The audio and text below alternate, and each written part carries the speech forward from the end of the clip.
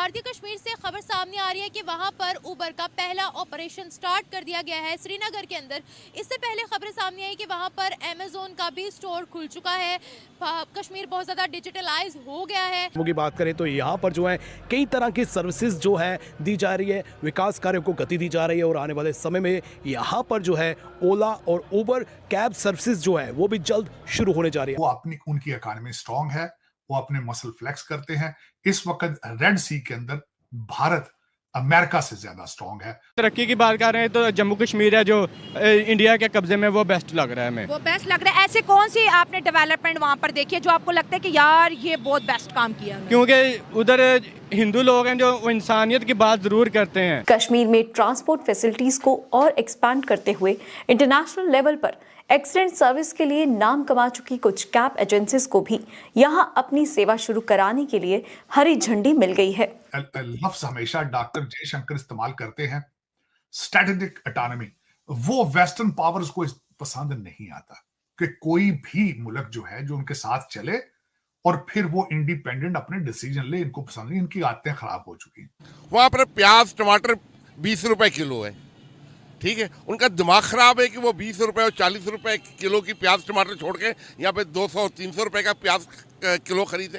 सामने है कि फलस्तीन के हालात जंग देख, फलस्तीन की हालात जंग देख लें, इंसानियत की बात तो करते हैं पर उस पर अमल नहीं अब हो रहा। भारत का जो बजट आया है इट वाज फैंटास्टिक। मोदी साहब ने उसके बाद बजट के बाद अपनी तकरीर की, उन्होंने कहा कि ट्रिकल डाउन इकोनॉमी की तरफ उन्होंने इशारा किया। हमारा जो कश्मीर है वो वैसे भी मुतासरा इलाकों में एक है और हम उस कश्मीर के नाम पर बहुत ज़्यादा फ़ंड भी ले रहे होते हैं और अफसोस की बात है कि फंड उन तक पहुंचता नहीं है। कश्मीर बनेगा तो अपना जो आजाद कश्मीर है वो रोडों पे निकला हुआ है, आटा नहीं है खाने को, आपको वो वाला कश्मीर चाहिए। सिर्फ कश्मीर। आप ये देखें कि पाकिस्तान अपना मुल्क चला नहीं पा रहा है, ठीक है। मोर देन 70% पॉपुलेशन जो है वो गुर्बत के सतह से नीचे जा चुकी है। ये यूएनओ की रिपोर्ट है कि मैं अपने घर से लाके नहीं दे रहा हूँ। 10 करोड़ लोग रात को भूखा सो रहे हैं। आवाम की अक्सरियत को बुनियादी ज़रूरियात नहीं है अवेलेबल, बिजली, पानी, गैस, साफ पानी। 2.5 करोड़ बच्चे स्कूलों से बाहर हैं। ज़िंदगी के किसी शोबे में हमने 70 साल में कोई तरक्की नहीं की है, कोई हमारे पास अचीवमेंट नहीं है, कोई दुनिया को दिखाने के लिए कोई एसेट नहीं है, ठीक है। ये मुल्क चल नहीं पा रहा है। करोड़ों बेरोजगार नौजवान डिग्रियां लेके सड़कों पे फिर रहे हैं। पाकिस्तान उनको मुलाजमत नहीं दे पा रहा है, जॉब नहीं दे पा रहा है, बेघरों को छत नहीं दे पा रहा है, ठीक है। जो एक स्टेट का फ़र्ज़ है अपने अवाम की लुक आफ्टर करना, उसमें हम बिल्कुल ज़ीरो हैं।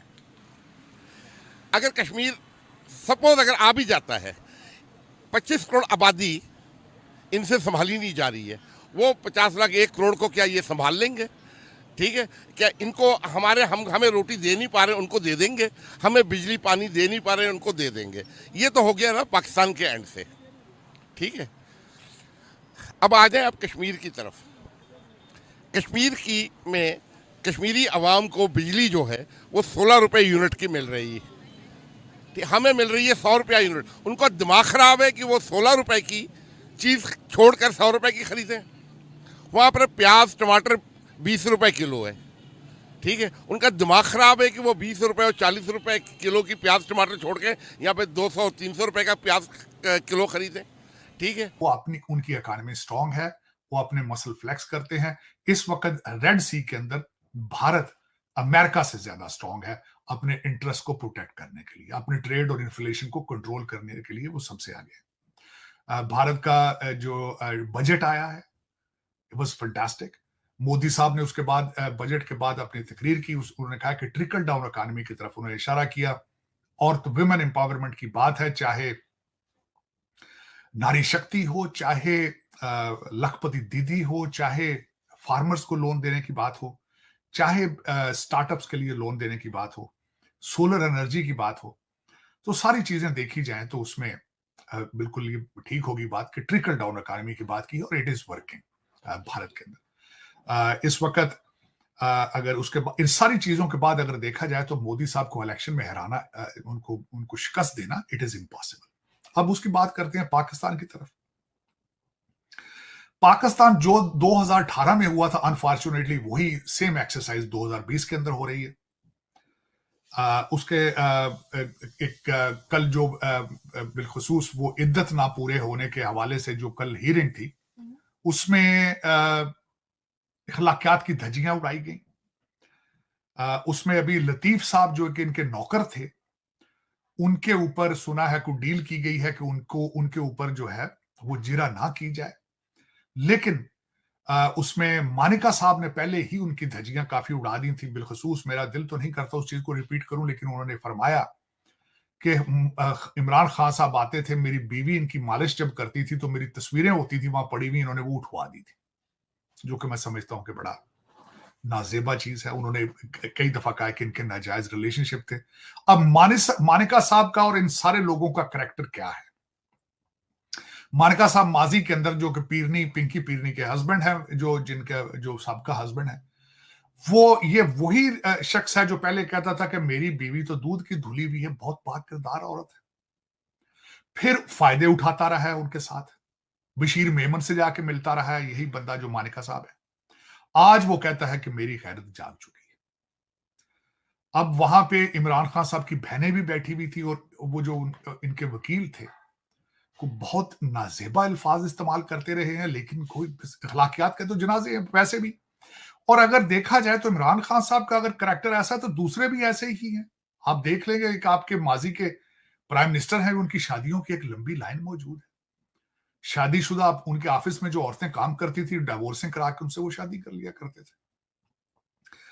तो वहां पे देखा जाए तो इस्लामिक रिपब्लिक नाम की कोई चीज नहीं है। इस्लाम को वैसे बदनाम किया जाता है, हमेशा पाकिस्तान के अंदर अपने मुफाद के लिए इस्तेमाल किया जाता है, इस्लाम के असली स्पिरिट को। तीसरी चीज ये है कि वो जिस मुल्क के शहरी हैं, इंडिया का एक स्टेटस है, ठीक है ना, एक सुपर पावर है, दुनिया के 10 बड़े तरक्की याफ्ता मुल्कों में उसका शुमार होता है, 20 बड़ी मईशत में होता है, उसके पासपोर्ट की वैल्यू है, एक इज्जत है, एक रिस्पेक्ट है, ठीक है। उनको छोड़ के हमारा पासपोर्ट जो सोमालिया से भी नीचे जा चुका है, हम हमारा पासपोर्ट लेंगे इंडियन पासपोर्ट छोड़कर? एक अकल मंतक की चीज़ है। पाकिस्तान चल नहीं रहा है, ईस्ट पाकिस्तान इनसे संभाला नहीं गया, उसको बांग्लादेश बना दिया। जो पाकिस्तान मौजूदा है वो इनसे संभाला नहीं जा रहा है। बेसिक फैसिलिटीज़ नहीं है आवाम को, ठीक है, तालीम नहीं है, ठीक है। आधे से ज़्यादा पाकिस्तान के ऊपर गवर्नमेंट की वो जो है क्या रिट नहीं बहाल है, ठीक है। खैबर पख्तूनख्वा के मोस्टली इलाके आपको ना टैक्स देते हैं, ना बिजली का बिल देते हैं, ना गैस का बिल देते हैं। अंदरूनी सिंध भी यही हाल, बलूचिस्तान पूरा यही, 70% पाकिस्तान से ये गवर्नमेंट यूटिलिटी बिल नहीं ले पा रही है।